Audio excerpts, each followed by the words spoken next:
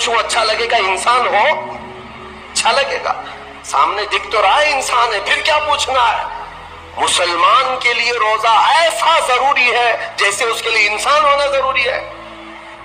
وہ روزے چھوڑتا کیوں؟ ہاں چند ہی چیزیں ہیں جہاں تخفیف دی گئی ہے شریعت میں، وہ سفر ہے یا مرض ہے، ایسا مرض کہ جس سے وہ نہیں برداشت کر پاتا، اس میں اللہ تعالیٰ نے اسے چھوٹ دی ہے، رخصت دی ہے، یا حاملہ عورت ہے یا دودھ پلانے والی عورت ہے، یا پھر اب بہت سارے لوگ ایسے ہیں جو ہٹے کٹے ہیں، تندرست ہیں، توانا ہیں، روزے چھوڑے ہوئے ہیں۔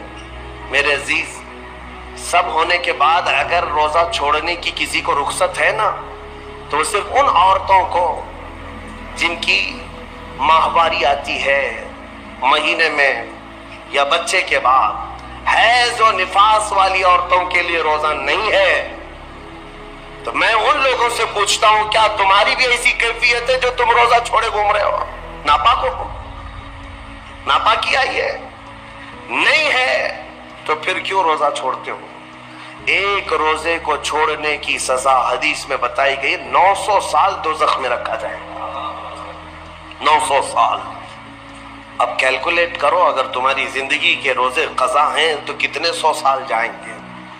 اسی لیے میرے عزیزو، جب تک طاقت ہے روزے فی الحال کے رکھو ہی رکھو، اگر پیچھے کے چھوٹے ہیں تو اسے بھی پہلے کمپلیٹ کر لو، ورنہ قیامت کے دن کی سزائیں نہیں برداشت کر پاؤ گے، بھگت نہیں پاؤ گے۔ یہ ہم جو بار بار کہتے ہیں آپ کے روزہ رکھنے سے میرا کیا ہے، ہم تنبیہ صرف اس لیے کرتے ہیں کہ قیامت کے دن اللہ تعالیٰ کے عذاب میں گرفتار نہ ہو جاؤ، عذاب میں گرفتار نہ ہو جاؤ۔ اور ہمارے بزرگوں نے ہمیں تعلیم دی ہے کہ اللہ تعالیٰ جب 11 مہینے کھلاتا پلاتا ہے، اور وہی مولا ایک مہینہ اگر حکم دے تو یہ کس قدر بندے کی ناانصافی ہے کہ اپنے مولا کے حکم کو پیٹ پیچھے ڈالتا ہے اور پھر کھاتا پیتا رہتا ہے۔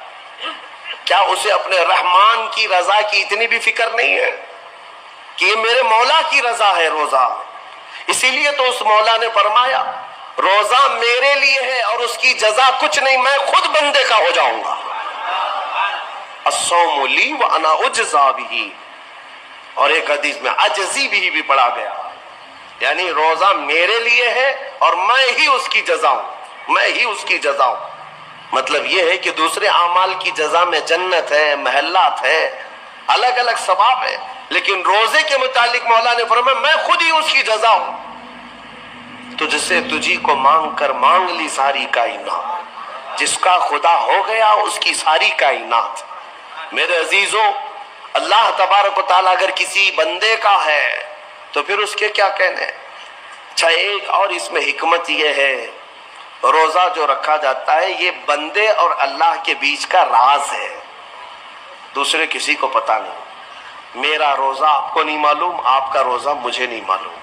چہرہ دیکھ کر کے کچھ بھی کہا جا سکتا ہے، ہاں چہرہ دیکھ کر کسی کا روزہ پتہ چلے گا۔ آپ کل سحری کر کے نیت کر کے روزے سے آئے ہیں، کسی کی پیشانی پہ تو لکھا نہیں ہے کہ یہ روزے دار ہے، آپ نے کہا آپ نے مان لیا، لیکن حقیقت کیا ہے یہ تم جانو گے، اللہ ہی جانے۔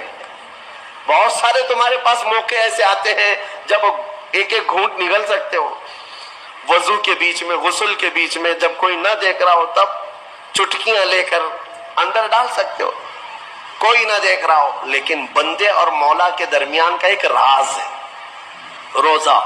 اسی وجہ سے ایک حدیث میں ملتا ہے قیامت کے دن جب ایمان والوں کو جمع کیا جائے گا اور جن کی بخشش ہو جائے گی تو ان میں ایک جماعت ایسی ہوگی جو جنت کی طرف اڑتے ہوئے جا رہے ہوں گے اور جنت میں پہنچ جائیں گے، کسی کو نظر نہیں آئیں گے، بہت تیزی سے وہ جنت پہنچ چکے ہوں گے۔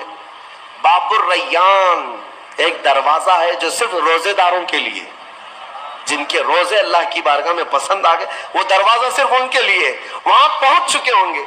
بہت سارے اہل اللہ، بڑے بڑے مقامات والے وہاں موجود ہوں گے، پوچھیں گے تم کہاں سے آئے، کون سے راستے سے آئے؟ نہ وہاں نظر آئے نہ راستے میں نظر آئے، یہاں کیسے پہنچے؟